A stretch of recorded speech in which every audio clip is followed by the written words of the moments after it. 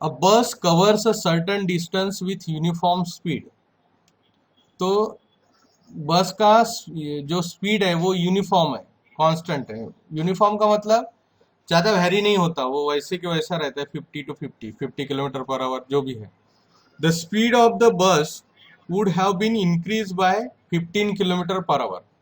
अब ये first condition है, देखो हाँ, ये हमारा लीनियर इक्वेशन का प्रॉब्लम है इन टू वेरिएबल्स। ओके, तो पहली कंडीशन है कि स्पीड 15 से बढ़ा दिया, तो it would have taken 2 hours less, बराबर है। तो इसके 2 घंटे कम लग रहे, -2 hours. Okay, to cover same distance, and if the speed of bus would have been decreased by 5 kilometres.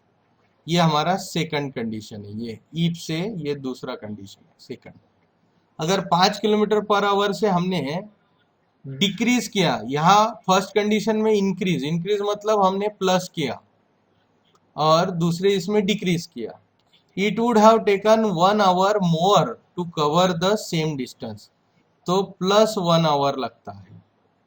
तो दोनों का जो डिफरेंस है दोनों कंडीशंस का, वो 1 घंटा ज्यादा लग रहा है। Find distance covered by the bus, find distance covered by the bus.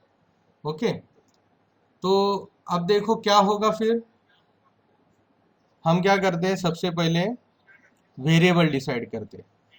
तो वेरिएबल किसके लिए लेंगे, पहला तो स्पीड के लिए लेते हैं, बराबर है। और दूसरा फिर क्या लेते हैं, टाइम के लिए लेते हैं। तो हमें डिस्टेंस मिलेगा, बराबर है। So let speed of bus be x kilometre per hour and required time to travel equal to y hours. कितना लगता है, y आवर। तो हम डिस्टेंस निकालते हैं, we know that WKT, we know that distance का फॉर्मूला क्या है, distance equal to speed into time. Okay, देखो स्पीड कितना है x किलोमीटर, एंड टाइम कितना है उसको लगने वाला y kilometre, y hours, x kilometre per our into y kilometre, y hours. तो देखो अभी ये जो है ये किलोमीटर पर आवर है x का, मल्टीप्लाइड बाय आवर। तो ये आवर आवर कैंसिल हो जाता है, और ये जो डिस्टेंस है उसका सिर्फ किलोमीटर बचता है। तो इतना distance it has to travel. अगर वो यूनिफॉर्म स्पीड से जाता है तो वो XY किलोमीटर ट्रेवल करता है। ओके, अब जाते हैं एज पर फर्स्ट कंडीशन। पहली कंडीशन क्या बताई है उन्होंने, कि उन्होंने कुछ स्पीड में चेंजेस किया है। The speed of the bus would have been increase by 15 kilometre per hour. So new speed is equal to क्या होंगे, इंक्रीज का मतलब प्लस, तो ओरिजिनल स्पीड इज x +15, तो x +15 किलोमीटर पर आवर ये हमारा न्यू स्पीड है। Okay, फिर दूसरा और क्या होगा, दूसरा टाइम। ओके, सो टाइम कितना लगता है, टाइम इक्वल टू, देखो then it would have taken 2 hours less to cover the same distance. अब टाइम कितना लगता है, दैट इज 2 घंटा कम, सो y-2, इतने आवर्स उसको ट्रेवलिंग के लगते हैं। ओके, तो यहां पर देखो सेम डिस्टेंस कवर करने के लिए, सो देयर फोर x +15, ये हो गया speed, into time is y-2 equal to कितना होगा, xy। कितना होगा, xy। So this is new speed into new time. तो हमारा ये फॉर्मूला ऊपर ही लिखा है, speed into time equal to distance. For same distance, तो डिस्टेंस तो बदलेगा नहीं, that will be x y, इसलिए मैंने इक्वल टू एक्स वाई लिखा। सो नए स्पीड अगर 15 से बढ़ाया तो ऑब्वियसली टाइम कम लगेगा, बस जल्दी पहुंचेगी, इसलिए y माइनस टू ये न्यू टाइम है, new time into new speed is equal to same distance. Okay, तो अब इसको सिंप्लीफाई करते हैं, x into y x y, x into minus two x, फिर 15 into y plus 15y, and 15 into minus two is minus 30 equal to x y. Okay, अब देखो इधर भी एक्स वाई और इधर भी एक्स वाई, अगर मैं ये एक्स वाई को लेफ्ट में लेके जाता हूँ तो माइनस हो जाएगा, सो प्लस माइनस कैंसिल, तो हम पहले ही कट कर देते हैं। ओके, तो और ये माइनस 30 को इधर भेज देते, तो ये हो जाएगा माइनस 2x प्लस 15y, और माइनस 30 इधर जाके प्लस 30, तो ये मिल गया हमें इक्वेशन 1। समझ में आया क्या सब लोगों को कंडीशन कैसे पुट किया? तो ये फॉर्मूला पकड़ के हमें कंडीशन पुट करनी है कि distance x y is equal to new speed into new time. Okay, अब सेकंड कंडीशन में भी नए स्पीड मिल रहा है, so as per second condition new speed, अब सेकंड कंडीशन का स्पीड लगे तो न्यू स्पीड 2 भी कर सकते हैं, उसमें उन्होंने डिक्रीज किया है। एक बार फिर से पढ़ लेते हैं सेकंड कंडीशन, देखो क्या बोला है, if the speed of the bus would have been decrease, decrease का मतलब माइनस, कितने से माइनस किया है, 5 kilometre per our, means x minus 5, और हमें 1 घंटा ज्यादा लगता है, 1 घंटा ज्यादा, टाइम इंक्रीज बाय 1, स्पीड कम करेंगे तो टाइम ज्यादा लगेगा, तो स्पीड किससे कितने किलोमीटर से, 5 किलोमीटर पर आवर से कम किया, तो इतना न्यू स्पीड हुआ।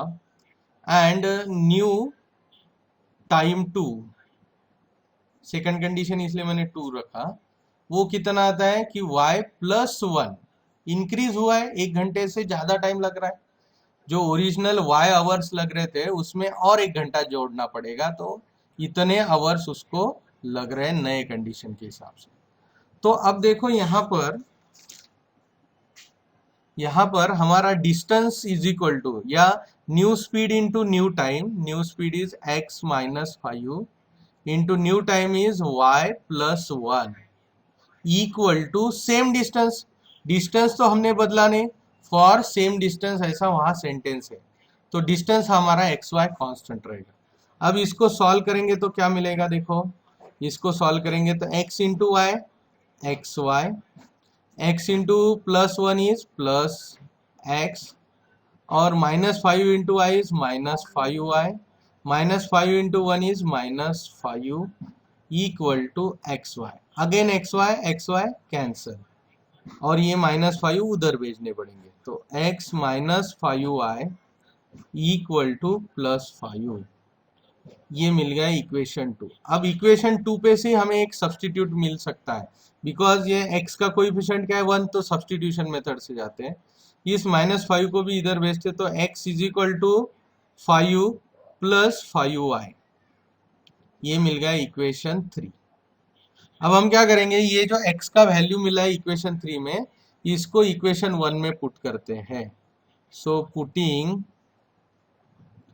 x equal to 5 plus 5y in 1, तो इक्वेशन 1 क्या है, minus 2x, so minus 2 into x is 5 plus 5y plus 15y equal to 30, plus 15y equal to 30, substitute कर दिया मैंने, जो माइनस 2x था x की जगह पे वैल्यू सब्सटीट्यूट कर दी। तो चलो अभी सॉल्व करते हैं, minus 2 into 5 is minus 10, minus 2 into plus 5y is minus 10y,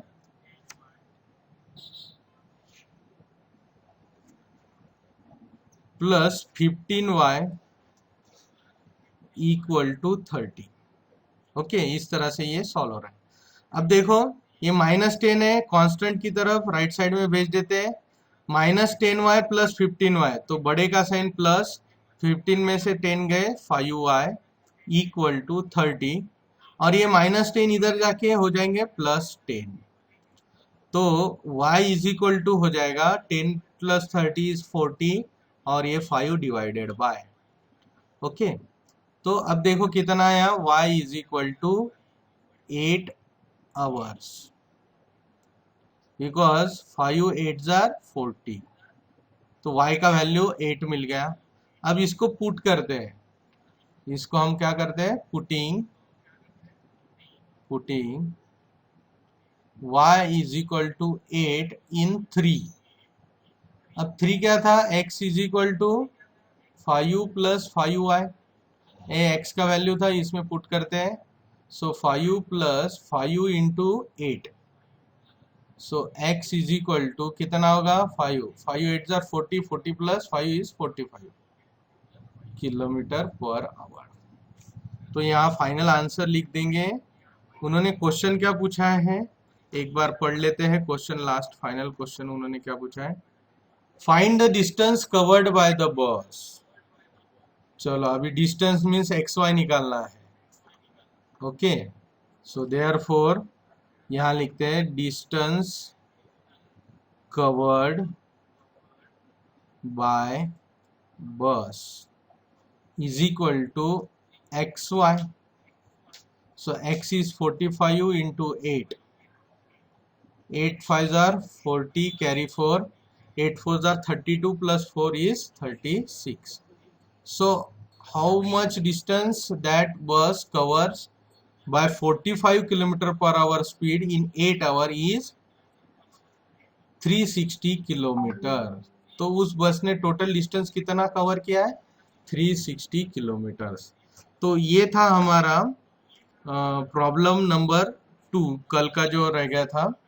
okay, अब नेक्स्ट प्रॉब्लम देखते हैं। अभी नेक्स्ट प्रॉब्लम इज, एक बार पढ़ लेते हैं, find the 4 consecutive terms in AP such that sum of 2 middle terms. देखो बीच वाले टर्म की सम करनी है, क्या करनी है, सम।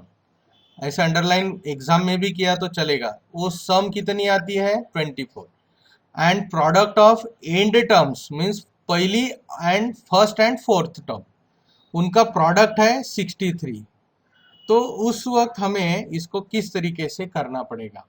तो पहले हमारा काम होता है कि let 4 consecutive terms of the given AP be. तो पहला लेते हैं, देखो कैसे करना है, बीच के पहले लेते हैं a - d और a + d। इसमें a नहीं लेना, 2 का डिफरेंस रहता है। फिर a + 3d और a - 3d। इवन नंबर्स रहे, even number of consecutive term, तो difference d is equal to twice d लेना पड़ता है। ओके, अगर आपने सिंगल डी के थ्रू भी लिया तो भी आता है आंसर, ऐसा कुछ नहीं है। बट फिर भी ये बहुत स्टैंडर्ड मेथड है, ये थोड़ा समझने की कोशिश, मैंने दोनों भी मेथड बताया था आप लोगों को। ओके, तो चलो अभी ये करते। तो उन्होंने क्या बोला है कि ये हमारी फर्स्ट टर्म है, ये सेकंड टर्म है, ये थर्ड टर्म है और ये फोर्थ टर्म है, बराबर है। तो मिडल के 2 टर्म मीन्स ये, इनकी हमें करनी है सम, और ये 2 टर्म का करना है हमें प्रोडक्ट। ओके, ठीक है। तो एज पर फर्स्ट कंडीशन हम क्या करते हैं, सम ऑफ 2 मिडल टर्म्स। तो पहली टर्म है a - d प्लस दूसरी टर्म है middle, that is third number का a + d। देखो ये सेकंड एंड थर्ड का एडिशन इज 24, ऐसा उन्होंने बताया। तो देखो यहाँ पर क्या होता है कि दिस -d + d कैंसल, तो twice a equal to 24। So a equal to 24 upon 2, so a equal to 12। तो देखो a का वैल्यू हमें मिल गया 12, ये हो गया हमारा फर्स्ट। ओके, अब उन्होंने बताया कि अगर हम फर्स्ट एंड लास्ट टर्म का मल्टीप्लीकेशन प्रोडक्ट अगर लेते हैं, एंड टर्म्स का मतलब ये स्टार्टिंग का एंड है, ये लास्ट एंड है, बराबर है। तो स्टार्टिंग और लास्ट इन दोनों की जो टर्म्स है उनका प्रोडक्ट लिया तो दैट इज 63। तो वो हमारा फर्स्ट टर्म क्या है, a माइनस 3d, प्रोडक्ट है इसलिए मैंने ब्रैकेट किया। Last term is a plus 3d equal to 63। अब a का वैल्यू हमारे पास आ चुका है 12, तो पुट कर देते हैं। So 12 minus 3d into 12 plus 3d is equal to 63। देखो 12 ऑलरेडी अवेलेबल है, लगे तो यहां लिख दो फ्रॉम 1।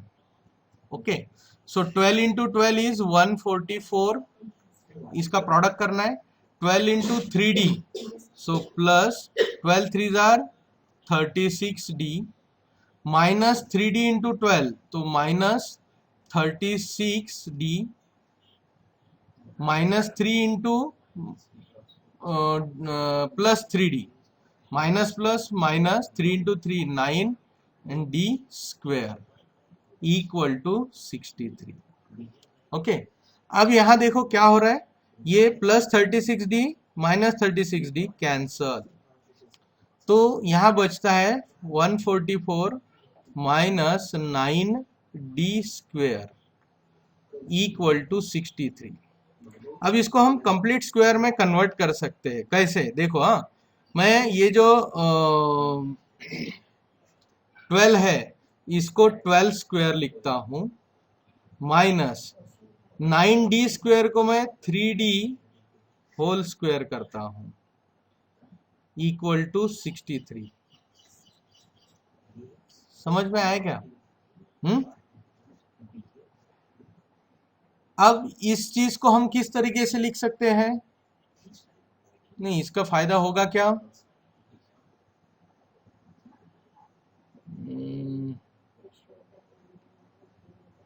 फायदा हो रहा है क्या कुछ? रिवर्स आइडेंटिटी करके कुछ फायदा हो रहा है क्या? 9d नहीं, a इक्वल टू 12 तक समझ में आया। फिर सेकंड कंडीशन रखा, ये first term into last term is equal to 63, product of n terms. So a minus 3d a plus 3d ये हमारे एन टर्म्स है, इनका प्रोडक्ट लिया equal to 63।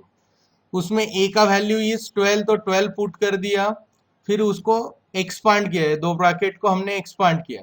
So 14 plus 36d, ये 12 से मल्टीप्लाई करने पे आएगा, माइनस 3d से मल्टीप्लाई करेंगे इस ब्रैकेट को, तो minus 36d minus 9d square equal to 63 आएगा। ओके, अब इसमें ये प्लस 63d माइनस 63d ये दोनों कैंसिल हो जाएंगे। ओके, तो बचेगा 144 minus 9d square equal to 63।